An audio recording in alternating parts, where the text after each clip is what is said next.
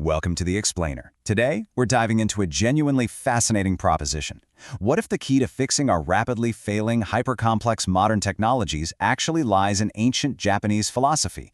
I know, it sounds a bit wild, but as our systems engineering confronts unprecedented complexity, we're talking everything from autonomous systems to sprawling global supply chains, our traditional frameworks are frankly struggling to keep up. So we're going to explore how a framework rooted in centuries of Japanese agricultural, social, and ecological management could provide the exact lens we need to restore integrity and trust to our most critical infrastructures. Okay, let's dive into this. What could a 114-year-old ecological disaster on the Amami Okinawa Islands possibly teach us about today's complex cyber-physical infrastructures? Well, the parallels are actually deeply revealing. What happened on those islands perfectly encapsulates the exact types of failures we're seeing right now in software development, artificial intelligence, and digital twins. To really understand why our modern systems fail, we first have to understand what went so catastrophically wrong in nature. We are looking at a staggering 114-year span of an ecological catastrophe in Japan.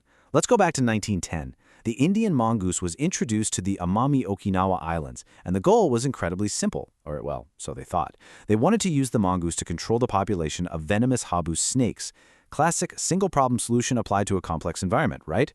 But instead of actually solving the problem, it triggered a massive cascading ecosystem crash that peaked in 1979 and wasn't fully resolved until the mongoose was finally eradicated just recently in 2024. So what was the fatal flaw here? It really just comes down to basic biology. You see, the mongoose is diurnal, meaning it's active during the day, and it's a ground-dwelling animal. The habu snake, on the other hand, is nocturnal and arboreal, meaning it lives up in the trees. They literally missed each other. Because of this spatial and temporal separation, the mongoose and the habu never interacted. So left hungry, the mongooses turned their attention to the defenseless native species that had evolved without ground predators. This led to the near extinction of the endemic Amami rabbit. Here's the harsh reality. Restoring violated boundaries requires exponentially greater effort than just maintaining them in the first place. It took until September 2024, alongside absolutely massive eradication investments, to finally eliminate the mongoose from Amami Oshima. This wasn't just a minor oops moment, it was a massive, incredibly costly systems failure that took over a century to undo. It is the ultimate cautionary tale about what happens when you introduce a foreign element into a complex system without understanding the boundaries and intervals that hold that entire system together. Section 1, Why Complex Systems Fail, and Those Unpredictable Emergent Challenges. And this brilliantly illustrates exactly what's happening today. Modern engineering paradigms have a really heavy bias. We constantly privilege efficiency over resilience, we prioritize speed over sustainability, and we choose the optimization of individual components over the balance of the entire system. When you accelerate life cycles and fragment stakeholder ecosystems, these priorities inevitably lead to extreme brittleness. Which brings us to a really foundational truth. Today's technological failures aren't just a matter of bad code, broken parts, or technical deficiencies. They are deeply rooted misalignments in interconnected architectures. They happen when boundaries are violated, when necessary intervals are collapsed, and when harmonies are totally disrupted, which ends up causing cascading failures throughout the entire system. Moving on to Section 2, the Uchi Soto Ma framework, a contemporary systems lens. To address these fundamental misalignments, a really fascinating proposal has been submitted for the INCOSE International Symposium. It presents a framework derived from centuries of Japanese agricultural and social management, which was cultivated in highly resource-constrained island environments. It's built on three interconnected pillars. The first pillar is wa, or harmony. Now, let's be clear. Harmony here doesn't mean passive stability or just everyone nodding along and agreeing. Wa is the goal and the governing principle. It prioritizes system-level equilibrium over component optimization, and it values sustainable balance over maximal performance. True Wa requires active maintenance, continual evolution, and absolute trust. It's a very active, dynamic equilibrium. Then we have the second pillar, Uchi Soto, meaning inside and outside. This is all about boundaries. Uchi Soto distinguishes the in-group from the out-group to manage trust and protect the system's integrity. It's about having explicit boundary protocols and strictly controlled interfaces. This protects a system from contamination and ambiguity, kind of like how a firewall protects a network, but applied broadly to human, organizational, and ecological systems as well. And the third pillar is Ma, which translates to interval or space.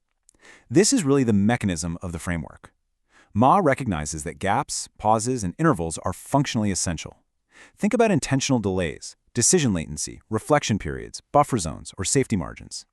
In our hyper-fast modern rush, we so often view these as inefficiencies. But Ma teaches us that these intervals are actually features, not bugs. They are literally where sense-making and error correction happen. Now, what's really interesting here is how systems engineering leader Sudhi Gupta frames this. She points out that MATA reminds us that slack, pauses, and transitions are resilience mechanisms. Designing your cadence deliberately, rather than just defaulting to constant relentless acceleration, is absolutely critical to maintaining reliability and quality at scale. Section 3. Ancient Wisdom, Modern Applications. Let's talk about operationalizing the framework. So, let's pivot from philosophical theory to practical, contemporary systems engineering. How do we actually put this to work? Well, for WA, or harmony, a great modern application is found in digital transformation, specifically integrating AI and machine learning with human judgment so the entire system remains balanced. For Uchi Soto, or boundaries, it's about protecting system integrity in IoT ecosystems. Think preventing cybersecurity breaches by knowing exactly who and what is allowed inside. And for Ma, or intervals, it's about creating essential, safety-critical temporal gaps for autonomous AI, essentially ensuring the machine has the necessary latency to make a truly safe decision. Enterprise architect Gary Smith captures a really dangerous modern tendency perfectly here. He notes that contemporary engineering culture often treats intervals as inefficiencies to be eliminated. When we squeeze out buffers, pauses, and slack in this relentless pursuit of speed and utilization, our systems don't magically become better. They become incredibly brittle. We end up destroying the very spaces where trust repair and safe adaptation are supposed to occur. Let's move to bringing our opening allegory full circle and see how that mongoose disaster maps perfectly to these exact framework violations. WA was shattered by prioritizing a single problem solution over the entire ecosystem's balance. Uchi Soto was violated by introducing a foreign species, totally contaminating the native boundaries. And Ma was completely collapsed because the temporal and spatial protective gaps, the fact that mongooses hunt on the ground by day and habus hunt in trees by night, were totally ignored. The interval was the solution, and humanity just bypassed it. Section 4. Harmony over efficiency, and shifting the engineering paradigm. Understanding this framework challenges us to completely rethink the ultimate goals of engineering, moving away from purely optimization-focused brittleness and towards something much, much more robust. True harmony is coherence despite difference. In multi-stakeholder environments, whether you're dealing with aircraft maintenance operations or complex AI-enabled collaborative platforms, you absolutely need psychological safety, no-blame learning, and extreme clarity about why decisions are made. That is how you keep a system adaptable. It requires shared norms and transparent trade-offs to sustain trust under heavy uncertainty. So the crucial point is that this framework gives us highly practical tools.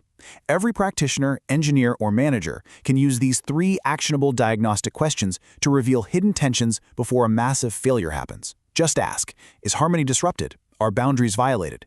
Have intervals collapsed? By asking these questions, we can identify the true root causes of failure that traditional technical diagnostics completely miss. We're going to end this explainer with a provocative question for you to reflect on. In a world of accelerating complexity, does faster, cheaper, and more integrated actually produce better systems? Or are we just building incredibly fast engines heading toward inevitable, cascading failures? The Uchi Soto Ma framework suggests that perhaps the absolute most advanced thing we can do for our modern technologies is to deliberately design for harmony, respect our boundaries, and finally, just give our systems the space to breathe.